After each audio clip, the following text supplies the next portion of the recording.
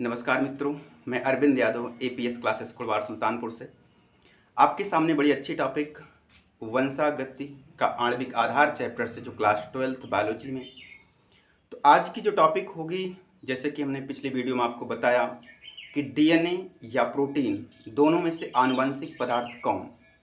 तो उस आनुवंशिक पदार्थ के समक्ष कुछ प्रमाण आए, कुछ वैज्ञानिकों ने अपनी बातें रखी कि आखिरकार प्रोटीन या डीएनए कौन सा आनुवंशिक पदार्थ हो सकता है जो पेरेंट्स के लक्षण को संतानों में लेके जाने का कार्य करता है। अब तो वो कौन सा है, तो सबसे पहला जो एक्सपेरिमेंट है वो आता है रूपांतरकारी सिद्धांत, यानी आनुवंशिक पदार्थ के संबंध में ग्रिफिथ का प्रयोग। तो एक साइंटिस्ट, बड़े अच्छे महान साइंटिस्ट हैं ग्रिफिथ। तो ग्रिफिथ ने अपना एक्सपेरिमेंट 1928 में दिया, मतलब 1920 से 1928 तक इनका कार्यक्रम चला और 1928 में ही इनका जो रिजल्ट है अपनी बातें, अपना सिद्धांत बता दे, भाई ऐसे ऐसे मेरा सिस्टम है, अब आगे आप लोग अपना कुछ कर सकते हैं तो करिए। तो 1928 में ग्रिफिथ ने आनुवंशिक पदार्थ के संबंध में अपना प्रयोग दिया और इनका जो प्रयोग है, इनके प्रयोग में सामान्यतः दो जीव का प्रयोग किया गया। एक था डिप्लोकोकस न्यूमोनी, यानी कि बैक्टीरिया है, और यह बैक्टीरिया जो है निमोनिया रोग उत्पन्न करने में सक्षम थी। ठीक है ना, मतलब जो डिप्लोकोकस या न्यूमोकोकस बैक्टीरिया है, यह बैक्टीरिया जो है निमोनिया रोग उत्पन्न करने में सक्षम होती है। ठीक है, अब ऐसा क्यों होता है, यहाँ पर अगर हम देखेंगे ऐसा क्यों होता है, तो इन्होंने यानी कि ग्रिफिथ ने क्या किया भाई, ग्रिफिथ ने इस डिप्लोकोकस बैक्टीरिया के दो प्रभेद लिए। दो प्रभेद का मतलब, एक बैक्टीरिया ऐसी थी जिसके ऊपर पॉलीसैकेराइड की कवच थी, पॉलीसैकेराइड की कवरिंग थी, और जिस बैक्टीरिया पर पॉलीसैकेराइड की चिकनी यानी स्मूथ लेयर थी, ये जो है निमोनिया रोग उत्पन्न करने में सक्षम थी। मतलब आपको ध्यान ये रखना है, जिस बैक्टीरिया के कवर यानी उसका जो आउटर लेयर है वो पॉलीसैकेराइड की है, तो पॉलीसैकेराइड जो है वो निमोनिया रोग उत्पन्न करने में सक्षम थी।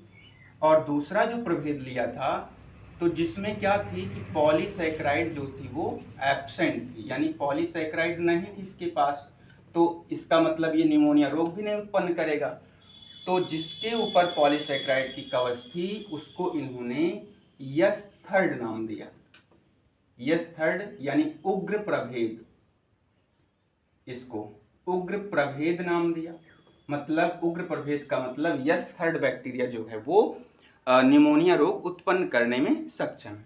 और दूसरा जो था जिसके पास पॉलीसैकेराइड की कवर नहीं थी, उसको इन्होंने कहा आर सेकेंड, मतलब रफ, इस मतलब खुरदरी जो है, मतलब जिसके पास पॉलीसैकेराइड नहीं, उसकी जो आउटर लेयर थी वो खुरदरी थी, जिसके पास पॉलीसैकेराइड थी उसकी लेयर जो है वो चिकनी थी, स्मूथ थी, इसलिए इसका नाम यस और आर रखा गया। ठीक है, ये अनुग्र प्रभेद है, मतलब ये नॉन वायरुलेंट है, ये बीमारी नहीं उत्पन्न करेगा निमोनिया, आर सेकेंड। तो इन्होंने बैक्टीरिया का दो रूप लिया और उसके बाद इन्होंने अपने एक्सपेरिमेंट में चूहा का उपयोग किया था। ठीक है ना, तो इतनी बातें हमें स्पष्ट हो गई। अब हमारा इस प्रयोग का, एक्सपेरिमेंट का स्टेप क्या है, इन्होंने क्या क्या किया, उसके बारे में समझते हैं, जो बहुत ही आसान सा है। आपको सारी बातें हो सकता है स्पष्ट समझ आ जाए, तो हम यहाँ पे समझने का प्रयास ये करेंगे कि स्टेप में इन्होंने क्या किया। ठीक है, देखिए जैसे सबसे पहला स्टेप इन्होंने क्या किया, यस थर्ड बैक्टीरिया को जो निमोनिया रोग उत्पन्न कर रही थी उसको चूहे में यानी माइस में प्रवेश कराया, तो माइस को यानी चूहे को निमोनिया रोग हो गया और उस निमोनिया रोग से चूहा मर गया था। ये पहला स्टेप था। दूसरे स्टेप में क्या हुआ, आर सेकेंड, आपको पहले यहाँ पता चल गया था आर सेकेंड जो है वो निमोनिया रोग उत्पन्न नहीं करता है। जब उसको चूहे में प्रवेश कराया गया माइस में, तो चूहा भाई जीवित रहा क्योंकि उसको निमोनिया हुआ ही नहीं। ठीक है, फिर दूसरी बात यानी तीसरे स्टेप पर ये बात सामने आई कि इस यस थर्ड बैक्टीरिया को, जो निमोनिया रोग उत्पन्न कर रही थी, उस बैक्टीरिया को 60 डिग्री सेल्सियस से ऊपर के टेम्परेचर पर गर्म कर दिए, यानी उसको मार दिए, उस यस थर्ड बैक्टीरिया को मृत कर दिए। और उसको जब मृत करने के बाद जब चूहे में डाला गया तब भी चूहा जीवित रहा।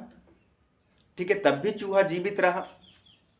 तो यहीं पर आपको मतलब बिल्कुल समझिएगा कि इसका मतलब इसकी जो पॉलीसैकेराइड की यस थर्ड की कवच थी वो तो खत्म हो गई, इसलिए बीमारी नहीं उत्पन्न हुई, चूहा जीवित रहा। फिर अगले स्टेप यानी जो चौथा स्टेप है आपका, ये काफी इंपॉर्टेंट होने वाला है। यहीं पर सारा मामला कंफर्म होता है कि यस थर्ड यानी कि जो 60 डिग्री सेल्सियस पर हीट किल्ड यस थर्ड था, उसको आर सेकेंड के साथ दोनों लोग को मिला करके चूहे में डाला गया। ठीक है, चूहे में डाला गया, तब चूहा मृत हो गया। अब मतलब जब यहां पर अकेले हीट किल्ड करके डाला गया था चूहे में तो चूहा जीवित था, लेकिन हीट किल्ड यस थर्ड को आर सेकेंड के साथ मिलाकर चूहे में डाला गया तो चूहा मर गया, यानी मृत हो गया चूहा। तो यहां पर जब निष्कर्ष निकाले ग्रिफिथ ने, तो उनका निष्कर्ष क्या हुआ?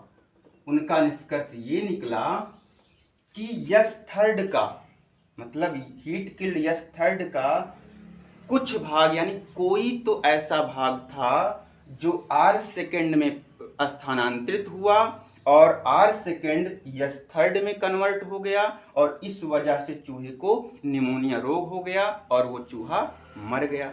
तो इसका निष्कर्ष यही निकला कि यस थर्ड से यानी हीट किल्ड यस थर्ड से कोई ऐसा पदार्थ आर सेकेंड बैक्टीरिया में गया।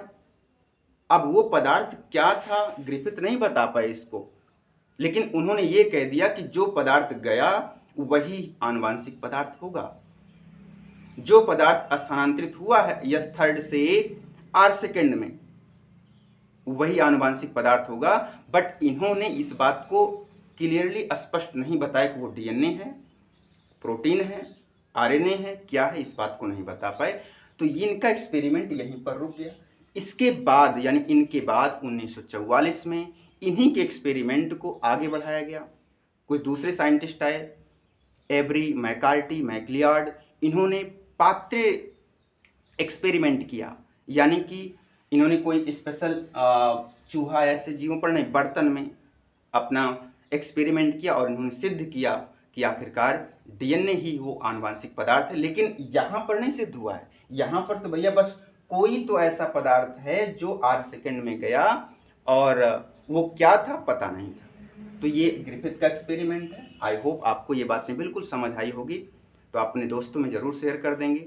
और नेक्स्ट टॉपिक जो होगी, नेक्स्ट हमारा जो होगा एवरी, मैक्लियार्ड और मैकार्टी का एक्सपेरिमेंट चलेगा। जय हिंद दोस्तों।